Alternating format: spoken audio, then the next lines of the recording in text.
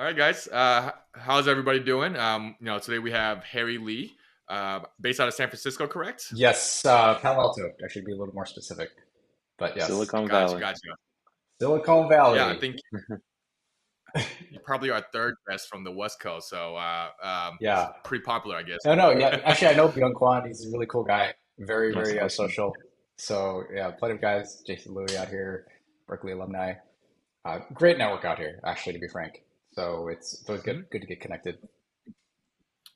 But Well, just to get us started, I mean, do you want to give us an introduction? I know many of us might not know you, so this would be a great way to kind of break the ice. yeah, sure, sure. Let's see, where do I begin? First of all, thanks for having me here, guys. It's a pleasure and an honor. I found out about this organization through a bro named Victor M. He's the president and founder of the National Foundation for Scholarships and charitable, actually, with Lambdas, which is awesome. He's an amazing bro over at Stanford. I can't say enough good things about him over in New York. And him and Hudson Tang actually helped get me involved with a little bit more alumni type things. Um, but let's see. My name is Harry Lee. I'm originally from Chicago or South Chicago, born and raised, and attended UIUC. And let's see, I'm Korean American, was born again in Chicago. My parents immigrated here in the 70s. I have three older brothers, one of which is actually, his name's David Scooter Lee. He's actually the founding president of UIUC Lambdas back in fall 97. And I was actually the alpha class, the first class I crossed after he founded it. So I kind of found a little bit of footsteps, went to the same school and went to the same thing. But essentially, again, born and raised at UIUC, went to UIUC chemical engineering. I'll squeeze it down, but moved to Houston, then Austin, Texas, to work for Compaq, HP, and Dell. Where the first thing I did was I called up all the bros that I knew out there, a bunch of awesome Houston bros from back when I crossed, and then also the Austin timeframe. I mean, the guys that they were super, super, super friendly, like guys that would just open up their places up to you. I'd crash on their couches, and can't say enough good things about the Texas Bros. And then from there, I was actually doing hardware software engineering, and then moved to corporate sales. Moved to go working for Dell, and then moved to Seattle to actually work for them doing corporate enterprise sales and deployment too. Next, first thing I did was I met up with the bros out there too to get reconnected with the alumni, based off of one of my buddies, Tony Moo. He's also a bro from Houston. He introduced me to guys, Travis and Johnny Zoo and Steve Liu. They're the founders at the UW. Guys are amazing. Guys, I love those guys. Really great people. And was there for a while went from enterprise software sales and integrations to work for a company called the Kritsu Forum, which was a angel investment company. So I actually did angel investments with this company and was their director of entrepreneurs. And then from there, got recruited by a coworker who at Dell I had worked with. We were both in engineering. I moved to sales. I was actually the number one sales guy on the team when I was like 22. I brought him over. He became a really good sales guy, and then he started a startup company in San Francisco. He recruited me over to be the head of growth, and then I joined that agency. Had growth for 3.5 years. We went public. We got acquired by MDC, a New York agency, and then met my wife, Hannah, who she became a med student at the time, and then she relocated me to LA for her med school, and then I actually took over an agency down there for several years, head of growth, and then became CEO right away. And so I did that for about 6 years, and from there we moved back to the Bay Area and had a kid. I have a 3-year-old son, and now I reside here. And since then, I actually have left that previous company, and now I'm doing a AI sales enablement startup company that is focused specifically on helping close deals faster, generative AI, a very hot space. Company's called Otom.ai, OTOM.ai. We're still in alpha stage, but we're looking to launch here probably in the next month or so. So it's very exciting. And I hope that was kind of a nutshell. I know I missed a lot of stuff, but just yeah, I thought I'd share that. Thanks. And is your wife, is she still in school right No. now, or? Oh no. She's Hannah graduated med school 5, 6 years ago now. She's doing her fellowship at UCSF in San Francisco. She's in pathology, and her focus Oh, is Gotcha. MGP, which is I always have to like MGP, yeah, you know me, molecular genetic pathology. So she works with like biotech pharma and helping people figure out what is the best way to detect cancer and diseases through cellular studies and testing. So she sounds a lot smarter than you, She's like a right? hundred times smarter than I am. Yes, she is. You're absolutely right. And you guys are probably 100 times smarter than I am. You guys, I remember when I was doing at your age, you guys are well ahead of me. And in addition to a lot of the active that I've been talking to, man, they're like doing all these things. Like we just did this leadership in an academic scholarship. My gosh, you guys are doing so much more than I was doing back when I was your guys' age. So very impressed. Very impressed. Oh, I think Jimmy and I think the same when we look at the current college kids. Because I think Jimmy, are you still a millennial or are you the next gen? I think I'm like hovering between millennial and Gen Z, like right Yeah. at the cups of it. Yeah. Yes. So the kids nowadays, they have so many different priorities, and it's great. I mean, they're more active in community, right? Giving back to the community and just being self aware. So it's a pleasure just talking to a lot of these kids. But yeah, I mean, so Awesome. much to pack. I think that's pretty cool. I think the first thing I want to ask you about is, you said you were an engineer and then you went to sales, right? So what Yes. was that transition like? What was the reasoning behind it? Was it just financial reasoning, or were you bored? Mm. What was your motivation behind that? Yeah, that's a good question. I think that you have to go back to the origin story of where it was. My parents are both immigrants, first generation. They didn't have anything over here. My mom literally had like $3,000 to her name, and my dad like was here. Actually, he studied, got his master's here back in the '70s. So he was like on an education visa. But they realized that working for the man wasn't really the way to go for the long term. So they always had my mom was she actually was a seamstress, and she actually built like big wedding dresses for her career because that's what she studied. And then my father was a chemical engineer too, and he worked for a big company. But on the side, he actually had a business which sold chemicals as reagents for basically making like tin plating additives much better. So that's why I went into chemical engineering. But so I was like I really liked chemistry and math and stuff in school, but and I was good at it, but I realized in college I wasn't passionate about it, and I was like, this is really isn't that cool. And actually, my brother was actually this is right around the time of the dot-com era, back in 2000 2001, right before the big bubble. And my brother was working at Cisco. Dave Scooter Lee, he was working at Cisco in the Bay Area. He's like, dude, just come here, graduate, we'll get you a job. It's awesome. They have free snacks, they have free sodas, and they have like ping pong. I was like, oh, that's awesome. That's all it took to sell me. And then, so I took like a class in school, a GTE 305 or something. It was like a Cisco sponsored class. And then when I graduated, I was like, okay, let's try to be smart about this. Let's play two roles. Apply for chemical engineering jobs because you have a higher chance of getting it. Apply for like IT slash Cisco or hardware software engineering jobs. So fortunately, I got a job at Compaq, which became HP, and then Dell. And then at a time, to answer your question, I got really tired of engineering because I was like, I was building stuff and I was like doing all this groundwork, engineering, product work. But I really liked speaking to people. I liked to like do deals, and my parents had taught me that my entire life because they were always doing deals left and right, which is what most immigrant parents I would feel like. They have small businesses and they're trying to make money and make their families prosper. And that was just ingrained in me since the beginning. And I knew that, I'd heard a long time ago from whoever it was, it's like, if you want to make money, you got to work in money. So it's like Wall Street or like, in business. And I just, I loved it. Ever since then, I think that it's a good way to broaden your skills too. And, uh, and actually going back to too, I've been doing sales like the proverbial, like selling the candy when you're 6 years old. When I was like seven, I literally sold greeting cards to kids or to my neighbors. I'd knock on their door and be like, this is before like you have to worry about kids being abducted, like back in the 80s. And like I'd knock on their door and then I'd be like, hey, I got this catalog. Do you want to buy some greeting cards or wrapping paper?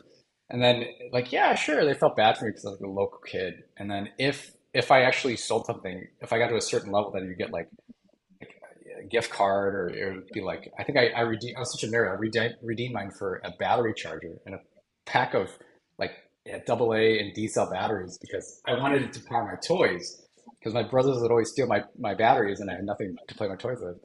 And so very dorky, but I feel like uh, being that part of the origin story, like I always wanted to, and then I got into selling motorcycles. So I really love a passion for riding motorcycles. My brother put me on my first mini bike when I was like 12, and I learned how to ride motorcycles, even though I didn't want to. He's like, you need to ride a motorcycle. I was like, I don't want to. He's like, just buy it. And then I bought it, and then I rode it for like a few months, and then I was like, he's like, well, if you don't like it, just sell it. So I bought it for like 50 bucks, sold it for like 200 bucks. And then from there, I was hooked. So sorry, long story, but I think in our DNA, when we learn things from such an early age and you're successful in it, it just sticks with you. And I think as I'm like raising my own child, I realize I got to be really careful in what I expose him to and how I expose it to him. And like let him like in the thing from the lesson from that is that like my brother was like the crux of that, Dave.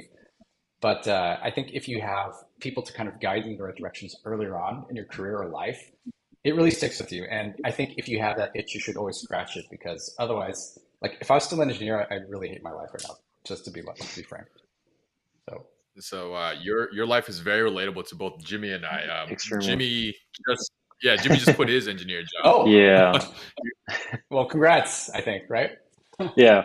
It's been about a year. I was in the fence for the first 3 years out of undergrad, and it was great. Like, it was a good corporate experience, but kind of like you said, there was just It's like, an itch that was yearning to itch, and there was like a yes. steady decline in like what I was learning technically. And I don't know if that was because it was the fence, myself, because I'm pretty sure if Mm, you wanted to learn, there's always an opportunity to learn.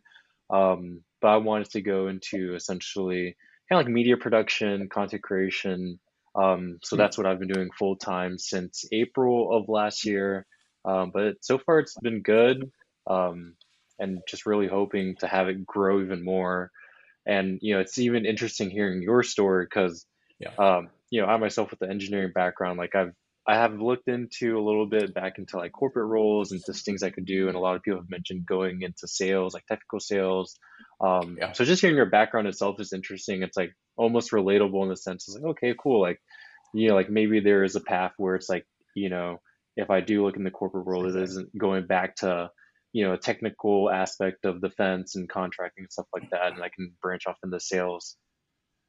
Yeah, or I would ask you like what other skills have you picked up since then or that you're most passionate about? So, I mean, some people are like, well, I want to be like in your case, a blogger or like a social media person that an influencer, for example.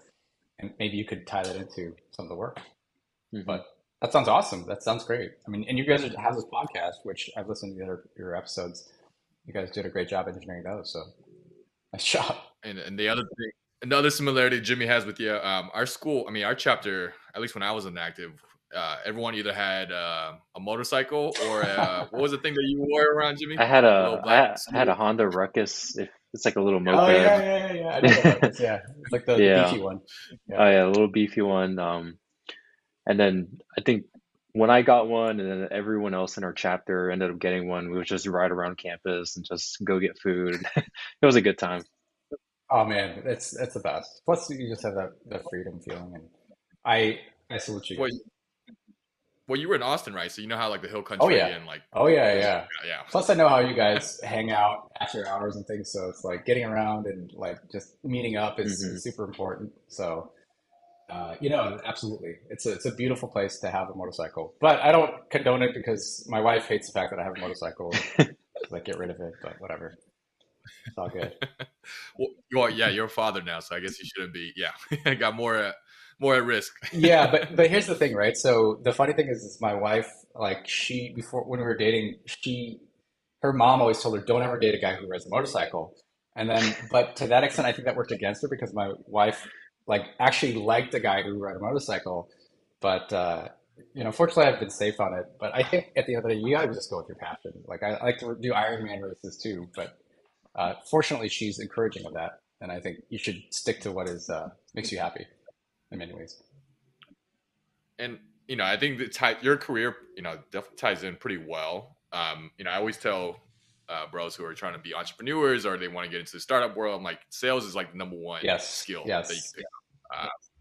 Being able to sell, not just a product, but you got to be able to sell yourself, right? Sell, what you're providing, sell your yeah. company. Just being able to do that is extremely important. And I think people don't realize like how much of the everyday life you can kind of pick that up on, right? In any type of job, right? You can really improve your sales skills, and that's just the way you present yourself on a day-to-day basis. So 100%. um, I could go. yeah, so yeah. And I was just I could go into that, but I mean, I wholly believe in that. Long story is in life you have to sell yourself to everybody. There's hundreds of articles about this, whether it's your wife, your kid, your boss, your investors, your team you manage. I ran a company of 100 people at Citrus Bits, my previous agency, and everybody wants to negotiate with you for something, and you can. The idea is that it's not just a win. It's not a win-lose situation. It's got to be something where there's a negotiation of some sort, whether it's a salary, whether it's time off, whether it's a promotion, whether it's working on a given product. And I think that that skill comes from the fact of just understanding people and really trying to want to get to know what their needs are, what their desires are, and understanding, of course, your audience. And if you can pick up those skills by just, of course, spending more time with people, but really asking like, why are people doing what they're doing today? And if you can understand, if you can get inside their head and understand what really makes people tick, then you'll be that much more of an effector, fill in the blank, salesperson, revenue maker, manager, husband, father, whatever it is. And I think it's distinctively one of the best skills you can pick up as a human being, hands down. Yep, and I was going to ask you a follow-up question with that. Well, before I go there, I do like the point that you said about a win-win situation. I think sometimes Asians, we try to have a win-lose situation where we're always at an advantage. Yeah, So, sure. so I think it's always important to find the win-win for both sides, because sometimes it's not always about having the edge, right? You want to make sure both parties, Yeah. are in agreement. Yeah, No, I think you're right. I think as Asians, especially Asian Americans, we probably were taught where it's like, hey, Asians throughout the history of time have been, I don't know, terrorized or like, what is it called? Pushed over by other, marginalized. sure, marginalized by other races and other things. And I think, our parents have taught us to be as independent and as self-standing as possible by ourselves. And so, of course, just as we talked about the whole origin story, it's like people have that in their blood. It's like, oh, well, you should date this, your parents are like, you should date this type of person, or you should go to this type of school or whatever. And in this case, it's like, oh, you should not let anybody screw you over, and you should always not leave anything on the table. But I think, from looking at modern business, like that it doesn't work. There's always got to be some sort of a give and take. And, every time I've ever done a business deal with a client that's, say it's $1 million plus service engagement or something, it's never been that way. You always have to figure out what is it they need. It's not always just price. Sometimes it's like, hey, we want a better customer service. We want to work with you specifically on making sure I have a dedicated person on my team from your team that's going to help us. Or it's like, hey, I want to make sure like you guys are not trying to just, promise something that you can't do or provide. There's a million reasons, but I think at the end of the day, like there's trying to go about it with a was it yeah win loser type of scenario. Yeah. Like it just doesn't pay off in the long run. And I could talk about a million reasons why, but it's I think we all kind of figured that out by now. I think always acting like you have a chip on your shoulder at the expense of everybody else can definitely hurt you sometimes, right? It's good motivational, Yeah. yeah, but definitely if you're rubbing everybody up the wrong way, then it's Yeah. it, yeah, Well, and actually, to go back to that though, I think there is probably one example of which I know a chip on your shoulder can be benefit you in life is if you're creating a company because you have something to prove. It's like the whole Steve Jobs adage where it's like, hey, he was like laid off of, or he started Apple and then they fired him and then he started Pixar and then, but there have been so many leaders in this world that because they had something to prove, I think that drive can inherently be something that is good motivation in making you really go after pieces which make you want to say, kind of screw you, I can do this too. And I've been in those situations where I've left companies not exactly happy as possible, and it's like, hey, I want to show exactly what it is that I could do to outdo myself over the past several years. gotcha. And I was gonna circle back to this. You talked about your agency, Citrobits. Citrus Bits. Yeah. Agency is such a broad word. Yeah. What does it sell? Yeah, what is the company about, and why you're not involved with it anymore, right? Yes. So you say you left it. Yeah, so Citrus Bits is a digital agency. We focused on augmented reality, virtual reality, IoT, and towards the end of it, QSR, so quick serve restaurants. And I just left at the end of last year, but our main focus was to, to wow people, to build the best product in our field. And, I think a lot of people nowadays are like, hey, before it was like, hey, App Mania, let's build an app for somebody and launch it. Right now, I think people are still like, hey, what could I do to build something that scratches my own itch and then services people and I can charge for it. It's a pretty broad field in terms of what people can do, but if for us, we really wanted to focus and double down on specific areas. Again, AR, IoT. We had a lot of great logos, such as like PayPal. We've worked for Dow, DuPont, Samsung, um, Lovesac, all public agencies or public companies, in addition to smaller companies. But the thing about this work, which is really cool, is you get to work with a lot of different types of companies, and I think I was there for 6 years, and looking back at it, I feel like that was probably a little bit too long. But I feel like being able to have work on different products and different customers and have new challenges on a regular basis was what kept me there. And anyways, I think you get a little broader sense of what's going on in the realm to help out. Do you feel like it was too Gotcha. long because you kind of like outgrew, like your skills outgrew the company, or it was just time for you to branch off? Yeah, I think I think that in life there's certain things that you should do at a certain time frame in your life. I wish I knew exactly who was listening to this, but when you're in your 20s, in your teens, you're just playing around. You go to school, you do your things. In your 20s, you go to school, you start learning as much as you can. You try to play your cards on different types of things, whether it's real estate or on the side or like a small business, or if you try to maybe relationships, try to date people or maybe get in a long-term relationship. And in your 30s, you start to realize, okay, I've got a lot of practical skills now. I should probably really apply those things that I can do and really try to double down on what makes most sense. And then in your 40s, you probably have a kid, family, and you're like, okay, now's my earning potential. This is where I'm earning more money and really kind of humming along. In your 50s, you're just like coasting, or to some extent, you're like, this is like the products are in gear, the mechanisms have been made, and now it's time. Now it's time to just optimize everything. Hmm. And I think in terms of like where I was with this company specifically, I had come previously from a previous agency called Y Media Labs, which was acquired. In doing so, the goal here for me was just growth, growing it, and ensuring that I could actually make this company as big as possible. And I was able to actually get 10x revenue by the time I left, which was awesome. But to answer your question again, is like I kind of wish I did leave earlier. I wish, because I feel like after a certain, it's like a diminishing return in terms of how much you can Mm. learn, how much you can grow. And if I could do it again, I probably would have, maybe cut it in half, maybe less, because we had amazing growth at the beginning and even towards the end. But I think there was a lot of emerging technologies that I wanted to try out on in the time being, and I definitely, I don't know. That's always been my biggest takeaway too. Is it's like, if you guys ever ask, like, what would you tell you're probably gonna ask later, but what would you tell yourself, the former 20-year-old self, is what would you have done differently, or how would you see the crystal ball? And the answer is, look, you're young, you can do anything you want, you have no tie downs, you're here, there's no family, blah, blah, blah. Take the risk, take the biggest chance, take the biggest risk you can. If you lose everything in your bank account, if you lose everything you can, like what you have now today is literally minuscule to what you'll have in your 30s and 40s and 50s once you've actually started, humming along.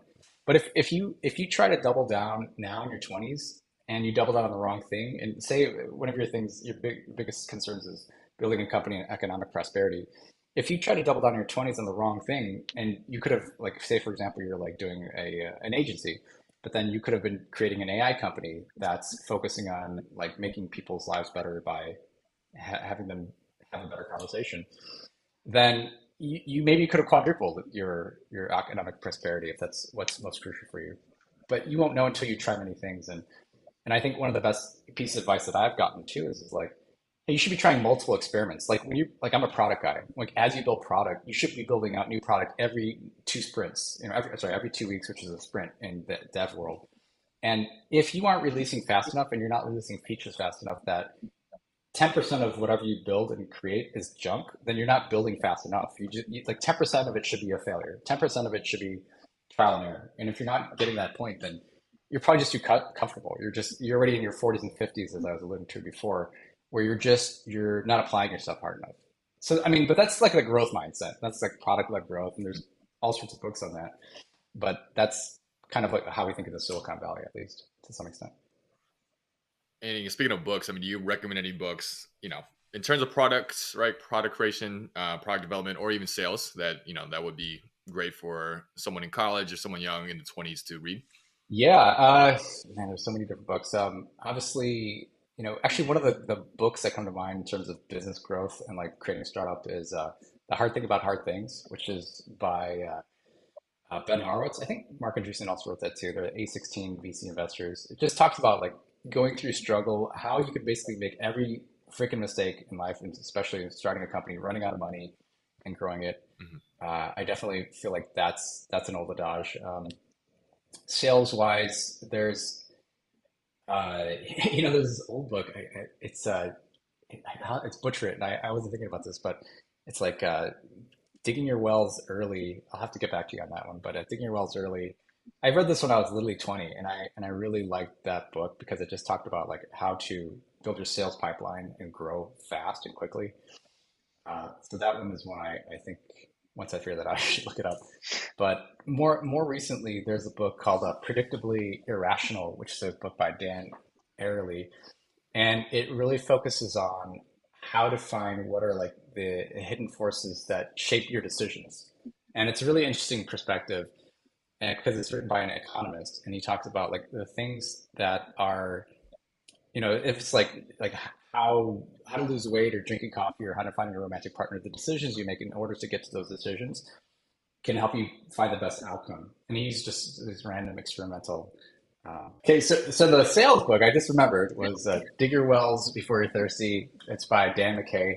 It's an old book, but for whatever reason, honestly, it just had some very good advice that I still remember to this day in terms of like, addressing your pipeline, focusing on who you can address now in terms of like from a business, but also partnership perspective, and being successful in the long term. So there's plenty of other books. I mean, there's obviously Zig Ziglar, pretty much any book written by any VC on how to grow, like Peter Thiel, 0 to 1. Um, I think, yeah, I could go back, but there's plenty of dozens. Now, I feel like VC is very daunting in general, like the startup vibe, VC. Who makes a good candidate for, I don't think I'm smart enough to ever go into VC or into a startup company, Yeah, nor do yeah, I have any, nor do I have any intentions to. But I think there are some, some bros out there yeah. that's wondering that, they might be scared, right? They don't even know where to start. How would they start, to get into that field? There's actually bros that are VCs. The one off the top of my head, I'm going to butcher his last name. It's like Tipatat. It's a Vietnamese last. I'm sorry, Thai last name. It's got like 18 characters. But he's a shout out to him. He's a really smart, awesome, talented guy in the Bay Area. He specifically does AR VR work, and I work with a lot of VCs, and I would say that there's multiple ways to get into becoming a VC. Is obviously part of its pedigree. Like some places only will hire the great people with MBAs from prestigious schools and blah blah blah, and you've been an iBanker or a Wall Street person. But on the flip side, the other route that people get into a lot of is there's three routes. There's the pedigree. The second route is you've had a great company, you sold it, they acquired it, you made tons of money, and then they ask you to become a VC because like you have the Midas touch and you know what to do, and you're rich at that point. And the third way is just exactly the play on that is that you have tons of money, you can invest into like a fund or some sort, and then they just make you an LP. But otherwise, there's lots of like, no-name VCs that are like doing lots of little work and things. And, you could technically go in that route, but I wouldn't do it just to do it. You've got to be passionate about projects and delivering things, of course. Yeah. And would you say you've always been growing up interested in different like do you get bored of projects? Is that what it is with all the jumping that you've done, or is it a passion for you to just find new skills or new products, right? Yeah. What drives you, I guess? I think for me personally, I've just always generally been interested. I've been very curious, and I think that is something that like me personally, I'm trying to endow in my own son as he's growing up. Like my son is generally interested in like Legos, cars, and like how things like are kind of built together, which I think is really fascinating. But I've also like I think at an earlier age, being an Asian American, you're a little bit stifled in terms of what you should do. It's back when I was growing up, it was doctor, lawyer, engineer, or I guess business owner maybe.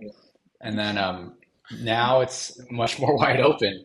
And I think that for me, I've always felt passionate about building things and about doing some sort of sales and business where I can help negotiate something on the table so I can actually, something revenue type related is always just from buying and selling motorcycles. I've had like literally 20 motorcycles that I bought and sold and always pretty much made money on. And, you know, jumping around, I think once you have that basis in college, I think the biggest thing to take away from college is learn how to learn. Like if you can understand how to, whatever it is, you know how to do math, you know how to do physics. But if you learn how to do business, like business is something you can learn as well too. It's like, okay, you have to run a P&L, a spreadsheet, a balance sheet, and you have to be able to know how to make sure you're always profitable or you can stay afloat and how can I hire people.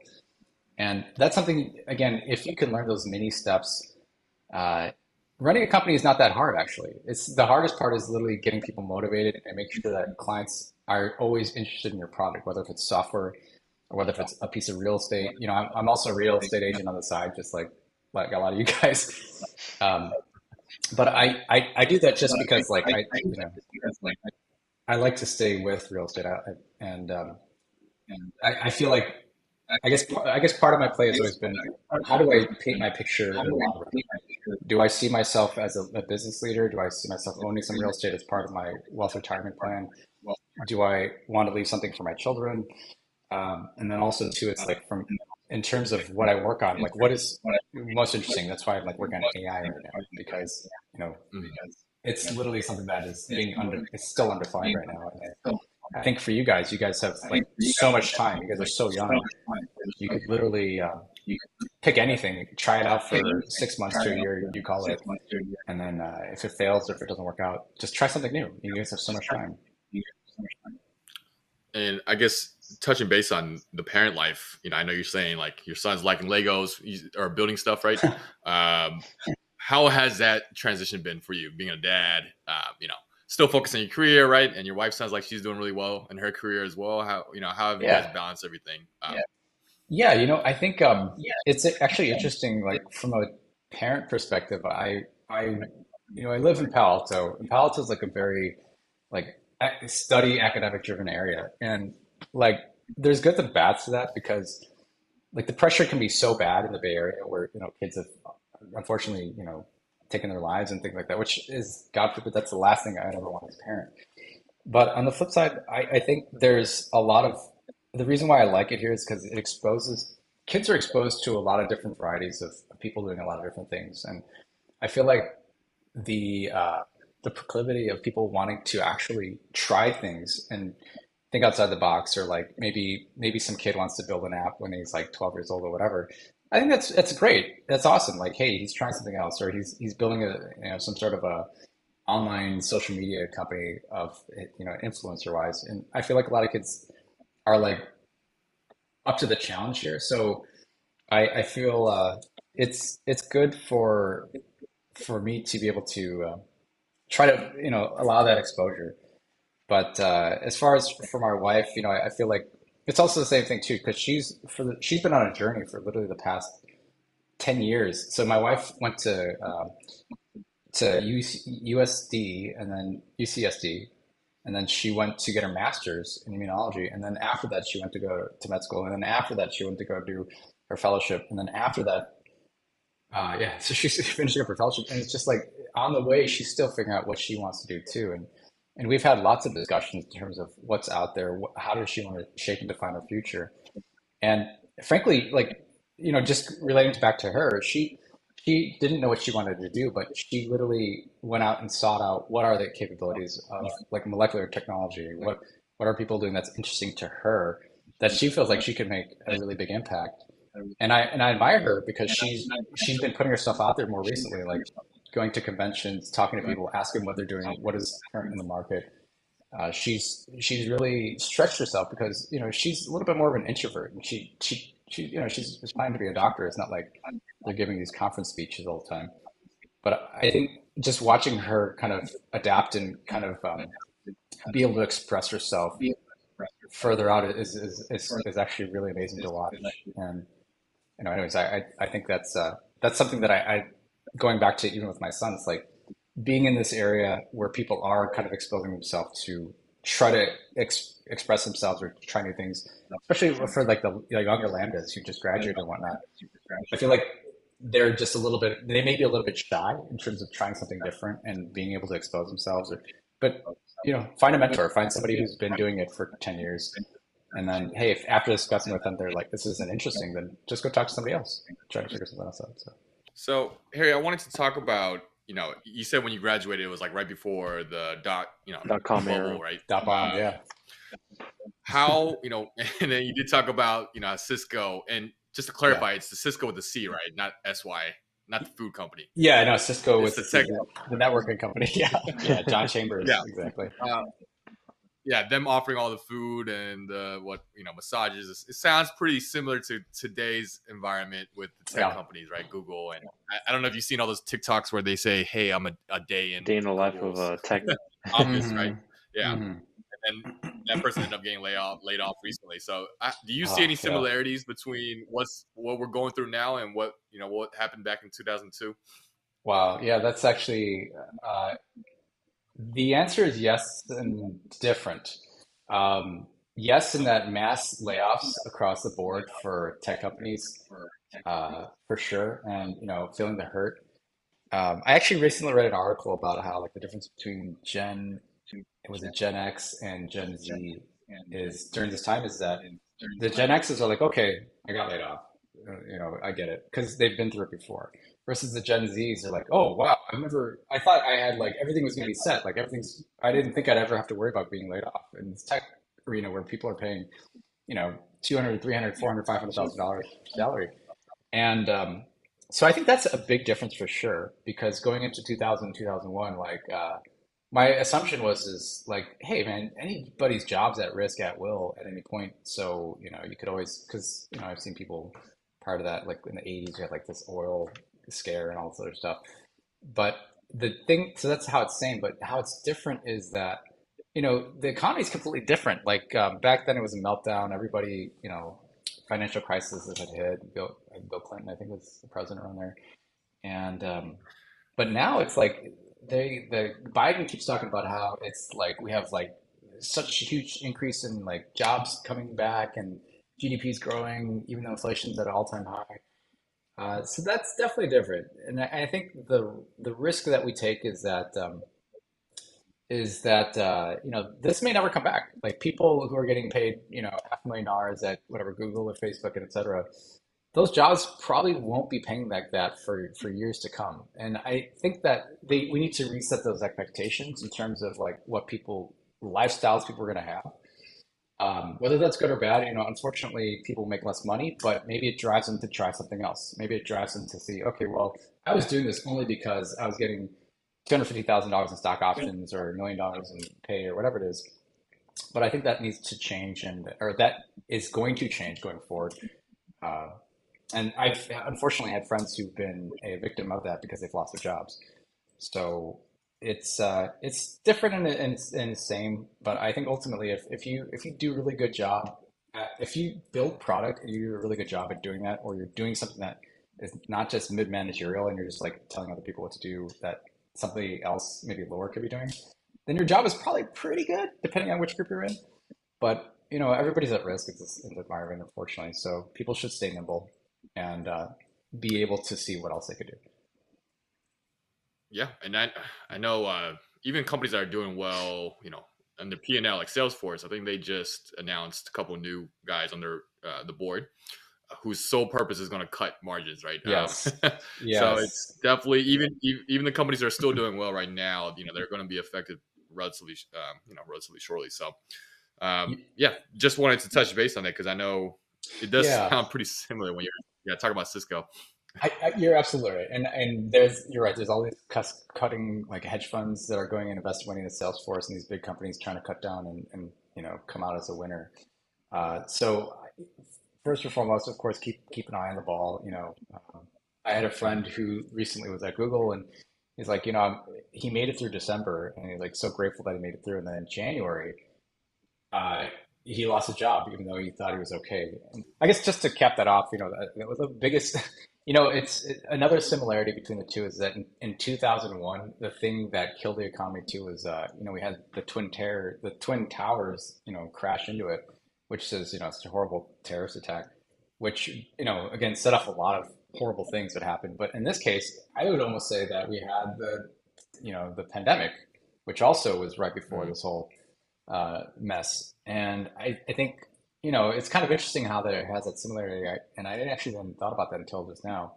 But, the World Trade Center debacle was kind of what led up to this. But and how they're different again, it's like it feels much different, and especially even off of what I just mentioned now.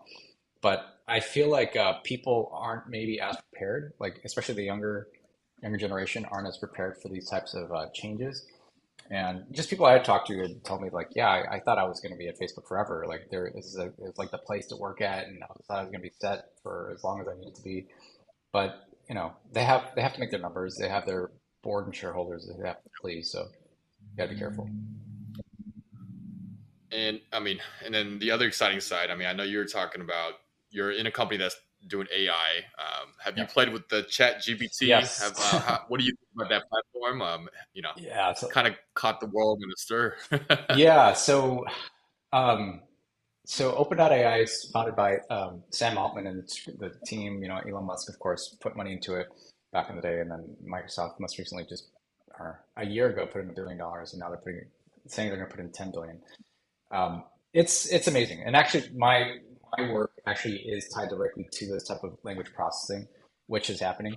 Mhm. And so, do the question I'd ask myself is it like how big is this? How scary is it? And is it here to stay? Absolutely. It's definitely like the next wave of the internet in terms of like even Google is, from what I understand, is getting scared because Google's whole premise is that look, you go to Google and then they make money by advertising. So they get paid every time you go from link to link to link.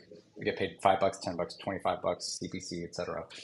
And then if ChatGPT or OpenAI provides this platform in which it provides you the final solution based off of one query, then that removes the instance of doing advertising. Now they can run advertising on the side, but again, Google is, from my understanding, like shitting bricks right now. So they're like trying to put stuff together. So it's really amazing what natural language processing can do in terms of providing a sophisticated answer in the contextual basis of where the conversation needs to be. And it can keep recollection of conversations that it's already had, or I guess the information it can ingest. So then it can make a theory or a comment or a statement to be in line with whatever you're doing. So if you haven't played with it, go download it, try to get access to it. It's like been bonkers because it's been overused. But this is definitely the next step in generation for where I think every application that I've been seeing, like Shutterfly or Shutterstock, is going to be providing AI generated images based off of text. You already have, Microsoft saying that they're going to use everything on it together. There's a tax and accounting softwares that I'm seeing that are going to go and ingest your data and provide a better way to do your taxes. You name it. Like everything that's tied to big data or machine learning is, or even not, is going to benefit from this technology because basically it removes a couple steps in which a person actually has to synthesize something and then output something, but that part could be removed. Got it, got it. Yeah. And yeah, I mean, I played around with it myself, and it's pretty engaging. I heard that there are like tools now, softwares where it'll detect if they think it's the essay is written by an AI like ChatGPT, so it's like an it's like an anti Anti-AI. AI. Yeah, anti-AI. Yeah, yeah. So definitely, and there will be because if you think about it, like there's so much copyright plagiarism and ways to cheat on tests now. People are anytime you have new technology, everybody's going to try to game it. They're going to try to make themselves appear smarter, faster, better, without having to, you know, say that they are using the system. But I think at the end of the day, if it enhances the your life, makes your life easier in some sort of way in which you can do less work or less thinking, then why not? I mean, there's no reason why you have to respond to 20 emails to somebody if if the AI can understand your style, your the way you would actually respond to this answer, then it should at least be able to suggest it. Now, it doesn't have to reply for you, for example, but perhaps if you gave it some of that context and then you could approve it and then send it out. Or if it's like, hey, like maybe it's like paying your bills or doing something that's mundane, some accounting type work. Perhaps there's ways in which this type of technology could just take away little things out of your life. So there's definitely huge benefits for Definitely could use it for tax. I hate it. taxes. Yeah, exactly. Exactly. Uh, Do you feel but like yeah, I think. Yeah, go ahead, I Jimmy. was gonna say, do you feel like AI is definitely here to stay? Because it feels like, say in the past 2 years, there's definitely been a big surge of AI, and it's definitely been in the works for a long time. Do you think there's a chance of AI not being as used by technologies or just individuals, and people going back to wanting to do things a little bit more Hmm. complicated, or they're like, we don't want to deal with AI, or do you think it's going to be here now, present, I future? Yeah, no, that's a really good thought. I think, you know, if if the tool can essentially make your life and your job easier, then everybody's going to probably start somewhere. So for example, like Midjourney, you could use it to literally just put in like a cat jumping on a ball over the moon, and it could just give you like 10 ideas within the matter of like 5 seconds. Now, if I were a creative designer who had to create that from scratch, well, I always need to get my basis or my what I'm going to start with from some sort of thought, whether it's in my head or some sort of creative, start from Googling a picture of that. So I think in terms of how powerful this work can be, I think everybody's, if they can sandwich it into their technology today, they will use it. And I do definitely think that there will be some creative processes which it's like, no, this has got to be like, you got to create this piece of artwork from scratch. And I was watching an interview with oh God, the space guy, the guy who's always on all the TED Talks, Neil deGrasse. Neil deGrasse, and they're asking like, "Hey, do you think that this is like AI is going to here to stay and replace people?" He's like, and I felt his statement was a little weak. He's like, no, people are always going to have to create things and do things and essentially like, oh, he alluded to the an artwork by like Matisse or like a famous painter, and he's like, if you were to go back to one of these guys, like, how am I possibly supposed to re-represent this piece of artwork? Like, it's not going to be written by him. It's not going to be drawn by him. But then the computer science programmer would be like, well, I could study 1,000 of his portraits, and then I could know his style, I could know his colors, I could know the way he brushes his strokes, and I could from there predict what it could look like. And while he's right, it won't be an original masterpiece. By all means, you could probably, if there's anybody alive on this earth today, this machine probably could figure out to the best exact brush stroke how he might do this. Like maybe he does two left brush strokes and then use this color and then he does a circle, whatever it is. Like the computer could definitely figure that out. So yeah, I think it's a little scary, of course, but I think that if we embrace it in the right way and we built some some policies and security around it and plagiarism and copyright and all that stuff, we'll be okay, at least for now, until T1000 comes out and just decimates the entire population, of course. So Right. yeah. I mean, policies and regulations are always a little delayed with new technology, right? I mean, And I think that's you'll absolutely, and that's a benefit. Like if yeah, you're a startup, you should do it now because you should try to before these rules are in place. It's like, hey, nobody knows exactly what's good and bad, but I mean, obviously, play within the right playing field. Don't try to do something yeah. stupidly illegal like FTX or anything. But do something which you feel is meaningful that'll help people in general and potentially, of course, could make some revenue off of. And I think there's a ton of opportunity there now, ton of opportunity. And I know, trying to go on another tangent now. You set up a foundation Yes, for your brother. yes, Back at your chapter. yes, Could you kind of explain how that came out to be, and yeah, what is this foundation? absolutely. I think you asked. So I'm going to do a huge plug. So the as I mentioned, my brother Dave Scooter Lee had founded Lambda Phi Epsilon at UIUC back in fall '97.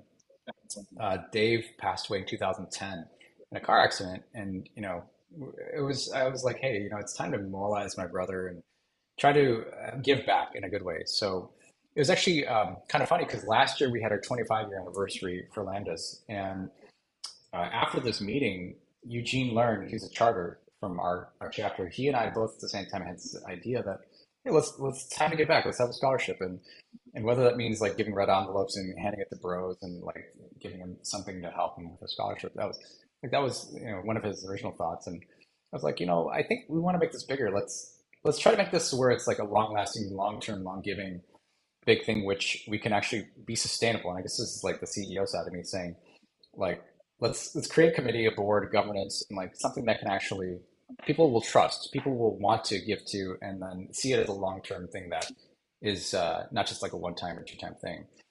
And essentially, we were fortunate enough to reach out, know that there was a guy named Hudson Tang over at UMich, big plug to him, shout out, because he had worked with Victor M, who's the Stanford bro, who's started the foundation, a national foundation, a 501(c)(3).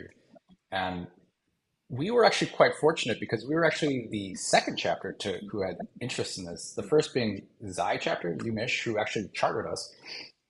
And they had actually done most of the work in terms of like getting this set up.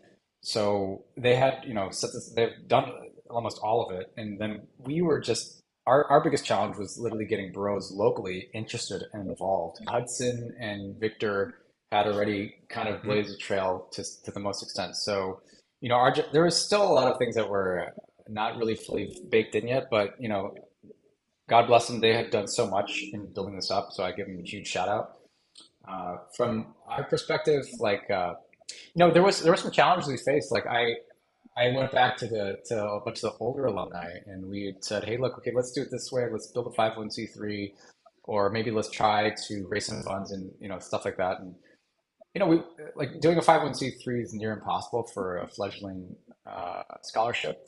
So we quickly took it off the table. But then there's like a lot of bros here, like a lot of differences in opinions and ideas that just was a little bit counterproductive. And so, I went back and I talked to a bunch of put it out there to the people who were actually passionate about doing this.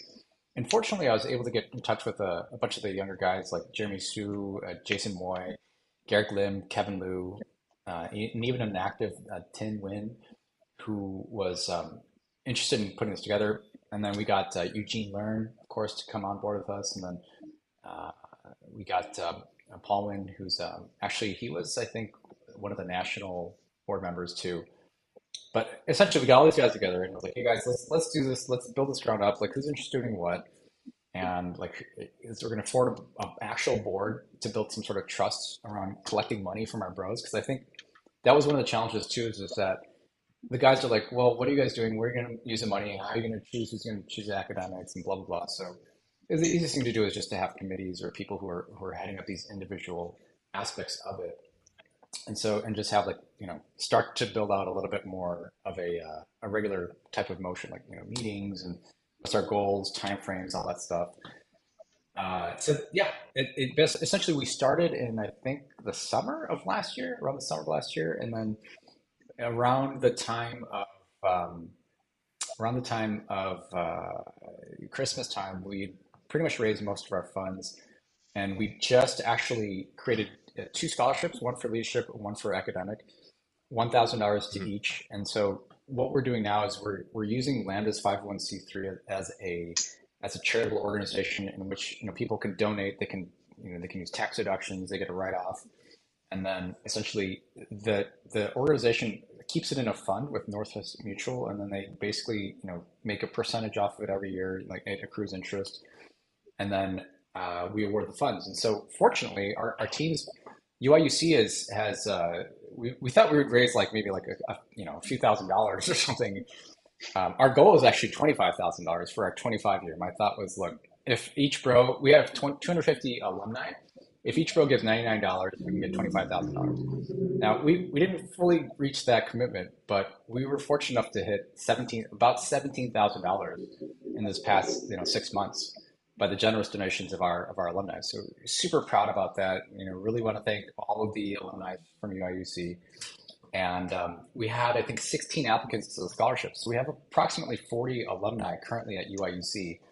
40 people, of the 40, 16 applied for both academic and the leadership scholarships. And we selected two people, one from each. And actually, we just made that announcement. So we'll have more to share on that. But honestly, I think the feedback I had gotten from the alumni as we had set this up was like, I'm so glad you're doing this. Like, I was thinking about doing this myself. I wish we had done this. So glad to give back. And it's very encouraging to hear that. And I would suggest that if any of the bros out there are considering doing this for their own chapters, reach out to myself, reach out to Hudson Tang or Victor M. We can definitely give you all the things we've learned so far. And they're building up these like fact sheets, and there's like a Slack channel with like Victor's like such a nerd and doing all this stuff. He's literally got like Airtable set up and Salesforce set up. He's awesome. He's great. Yeah, I love it. Yeah. But it's getting big, and there's I think Michigan State, it would probably be the next company, or sorry, the next or chapter to be doing this, because they've already got a lot of one of the national board members is from Michigan State, and hopefully some West Coast schools and East Coast and Texas, and the bigger chapters should be able to get some really good traction fast, if you ask me. So Yeah. Victor's a great guy. I met him when I was like senior in my undergrad and up in New York. One of the first times I visited New York, and he was very hospitable and great guy, smart guy. I mean, he's worked all over the place. Oliver Wyman, yeah. So I won't say too much of his life, but yeah, he's a great guy. You have to interview him. Yeah, he told me his life story because I asked him, and he's interesting. So. Yeah. So. Well, great. I mean, and then that's pretty amazing that you were able to raise 17 grand. Yeah, that's really impressive. Thank you.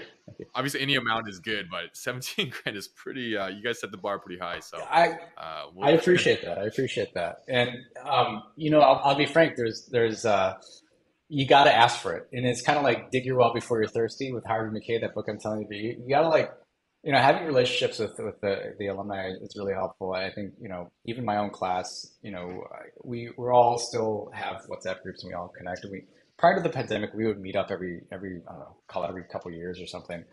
But I think that we should bring that back. But I think that in terms of being successful with one of these organizations is really putting yourself out there and asking, and like literally dialing for dollars, texting people, following up. That's really critical. And I'm more than happy to share later on if anybody's interested in more. Well, I'm curious. I know. So I've actually got a lot of questions from, my chapter's relatively older, and so is yours. And for us, thankfully, for those who don't know, we're in Austin, and then half our alumni are from Dallas, half the alumni is from Houston. So we can host an alumni event every year. It's pretty successful. This is a great time for us to kind of reconnect and also meet the undergrads. For you guys, is your school in Chicago still? Like, is it easy to get people back there? Like, what do you guys do as a chapter to kind of get people still involved, or how do you guys communicate? I think that will be helpful for some other chapters. Yeah, and I think this is kind of general for all Lambda alumni, is that in the schools which are state schools, like the majority of the bros probably still live around, so UIUC, most people live in Chicago, which is nice, and they definitely get together. Like they have like smaller sects of different groups that actually like play basketball, or like go ahead play ping pong, or have some drinks and food. I think that one of the challenges is that because we are an older organization, and having known the Texas bros and stuff, like we have such big classes. They're like doing all sorts of different things, and they're all spread out. So trying to figure out that common goal, which is the thread that everybody's interested in, like maybe not having a meetup every year, but maybe every 2 years, or at least every 5 years might be good, and an easy way to get people together. But then maybe having something for a cause specifically, like, maybe you're trying to help one of the bros businesses, or a bunch of the bros like get together to talk about how we can help each other, might be interesting too. Like, or maybe a real estate forum, because I know you guys talk about real estate a lot, or like, your boba shops and etc. That'd be awesome.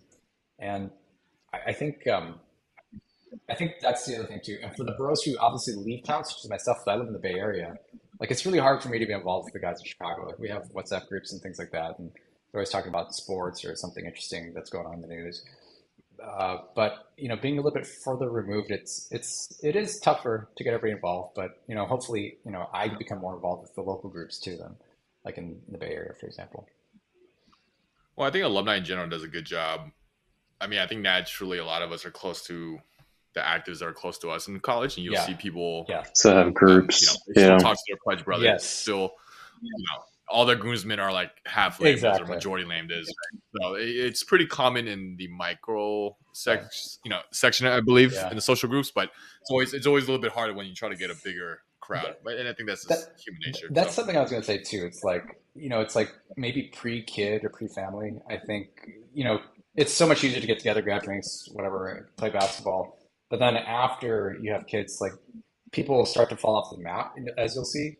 So that's kind of cool. And it's like, that it's coming, but it's also not cool because it's like, everybody's got their own, things that are keeping them busy. Lives. Yeah. So I think if there was a way to group help people even come together even faster, better, even from a familial perspective, that would be ideal. So yeah, ideally if I could create like a group where it's like bros with families and like, have these specific events that brings everybody together, that'd be tremendous. kind of more based of like similarities at life stages or interests, 100%. right? You might have different. Yeah, yeah, And, and- that makes yeah. sense. As you join a new community, we want to find people who are interested in the same things in your life stage, is what I've always found. Cool, Yeah. great. Well, the one last question I had was your whiteboard behind you. Right. I can't really read anything from my angle.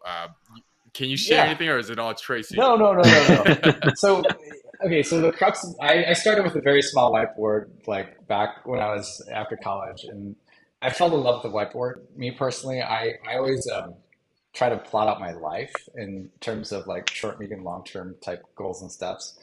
And the way I divide it out is typically in terms of like what's most important. So that's very generally speaking, like what's going on with like if it's spiritual, like I'm a Christian guy, so like spiritually, how can I be more involved? How can I best suit myself? Mindfulness, then physical, then business, and then retirement, and then also just like personal hobbies. So I basically bubble it out. So like imagine a bubble for all those like seven things I just mentioned, and then from there I draw out little lines in terms of like what it is that is lacking in my life or what is it I want to go after, and then across the top I usually would have something where it's a long timeline from now through the end of the year, or maybe even beyond that, in terms of what I'm going after. Because for me, it's like if you don't, they always if you don't write it out, then it doesn't get done. And in terms of like expressing I right now, I actually this year I went from like carrying like a little journal to a day planner, and then I use Google Calendar in addition to like a map.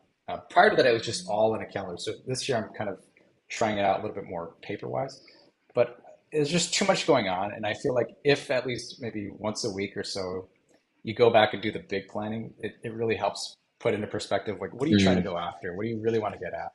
And then on a daily basis, I still go back and like, I plot out my to-dos and things that I really want to accomplish daily wise. But I think that that's really helped me in terms of putting forth what it is I'm trying to go after, whether if it's creating a Lambda foundation for scholarship, whether if it's, making sure I'm spending time with my family and my religion, or if it's also like, hey, am I planning out the next 6 months in terms of what's going to happen for just even my kid, like what's he going to be doing, swim lessons, soccer, whatever.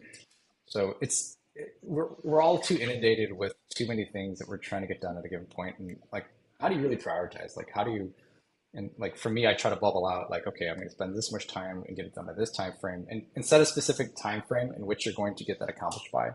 And if you miss it, so what? Then okay, why did I miss it? How do I go after it? Do I need to break it into a bite-sized task and share it too? Like I think if you share it with like if you publicly share with others what you're trying to go after, whether it's a startup company or if it's a new idea, then it kind of puts you on the you have to be responsible because like you don't want to embarrass yourself. Like you tell your wife, your kid, your friends, like, yeah, we're going to the startup, and I'm like not doing anything about it. But it's like, okay, well, how's your startup doing next to me? And it's like, well, okay, actually, we launched, we have a feature, we got 3 new products, and we got 10 new customers. Okay, awesome. But like you kind of gotta have that accountability partner to make it really really work. Yeah, I mean, I guess some of those for y'all that are like listening to the podcast, Harry got a big whiteboard with a bunch of boys on it. I have a whiteboard in my background with nothing on it. I actually erased it. Yeah, I was thinking about I it. erased it right before this I was, talk. But I had a bunch of like, I'm trying to Work start a stuff. YouTube channel like for the real estate stuff. So it's like awesome. I had everything mapped out. So like, and I also carry a journal that I do every day. But If you yeah, I definitely yeah. if you were left it up there, then everybody who watches this could have you could be your accountability. It's like, oh, be a famous YouTube blogger in like 3 months. Then yeah, Yeah, I should have kept it up, right? It would have motivated me more. But I think another thing I found useful writing things down, especially like the different buckets of your life. yeah, When you're young, you tend to have this hubris of thinking you can do everything and saying yes to everything. yeah, In the last few years, I'm getting into my 30s relatively short, soon now. I think being able to say no and prioritizing is like super important, right? Like, absolutely, yeah, I think I can do it. I'm young, I can do all this, but now that I'm reaching to the age where I'm about to get married, and all that stuff, congrats. you got to really Pick and focus choose. on what's actually yeah.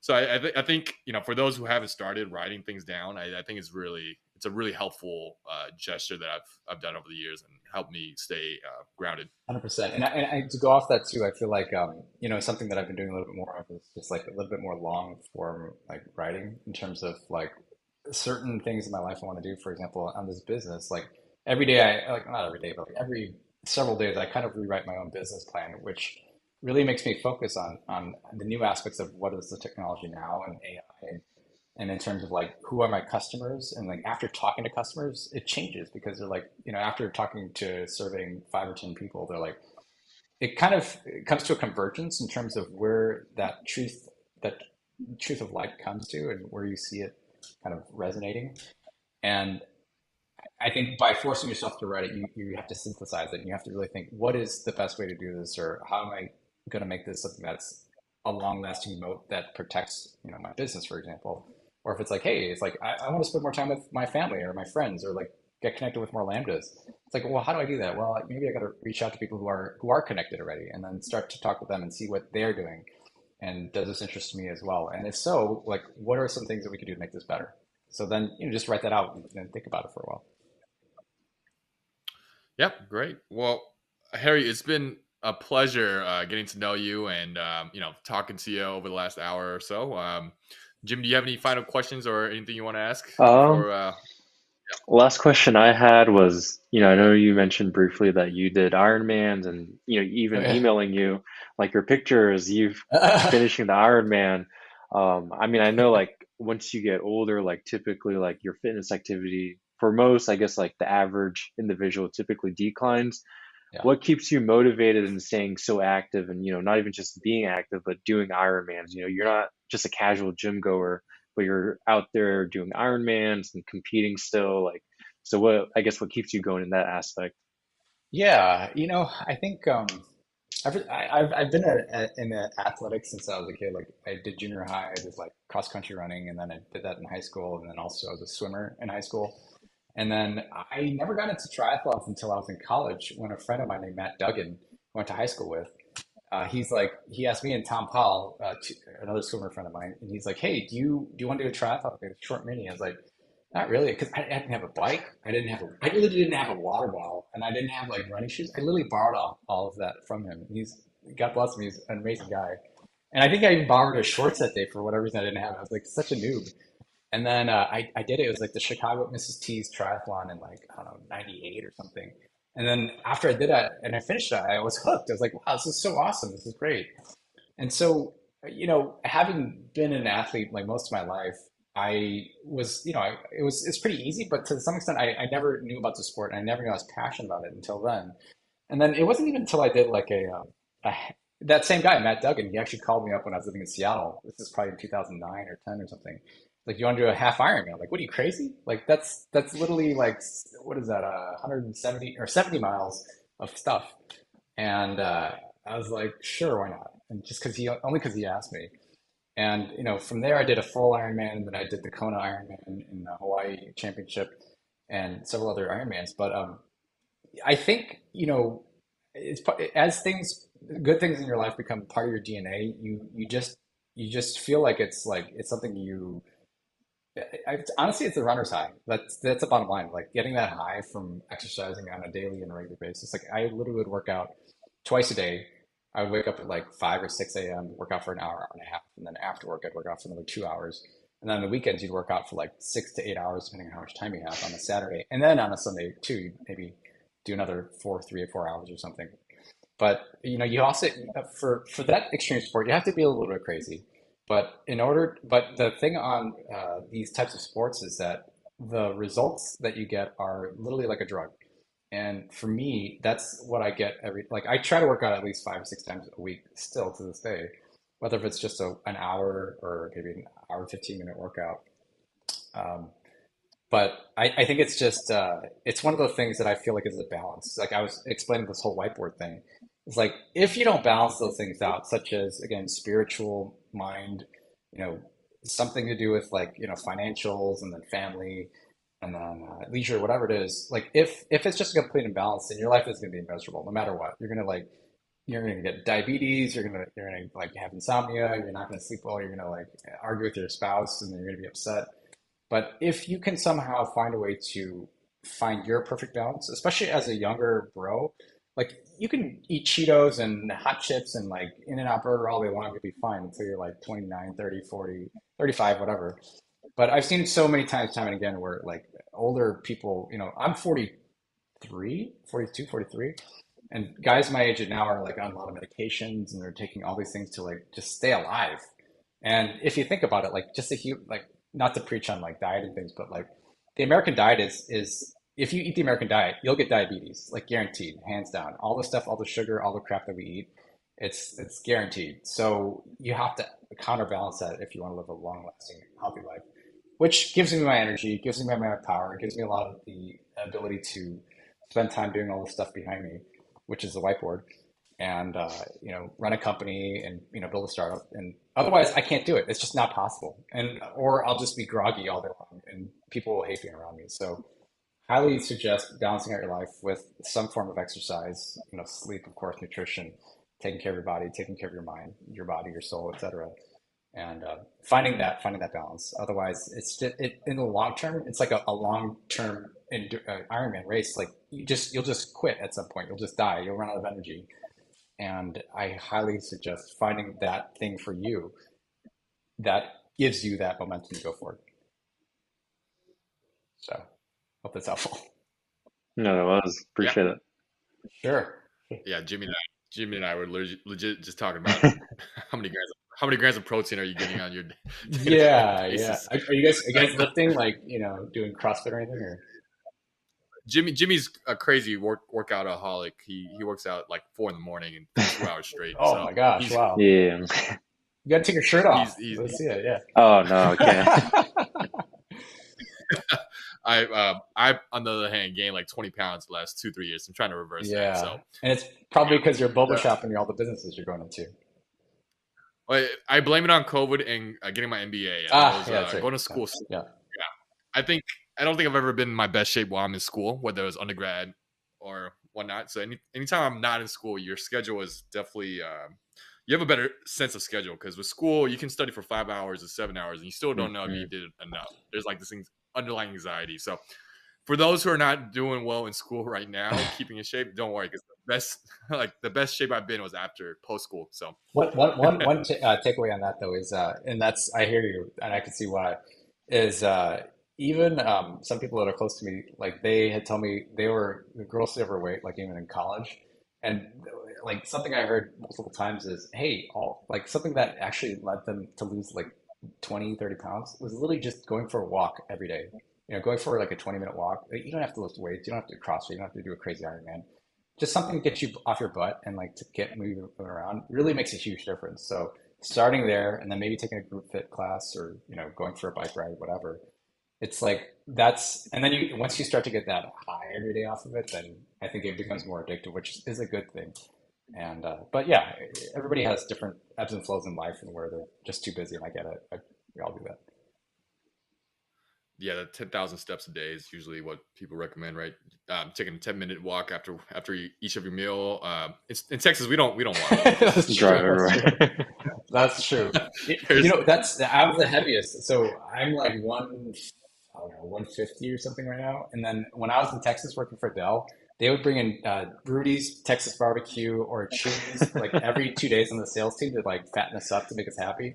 I was like almost 170 pounds. Like I was literally almost 20 pounds heavier at the time. Oh man. And it's because you never walk and you just eat good food. Yeah, we have good and food down I was still working out like every day, but I was just 20 pounds heavier because there's just so much food incoming. And the food is so good. The barbecue is amazing. The Tex-Mex, you just can't beat it.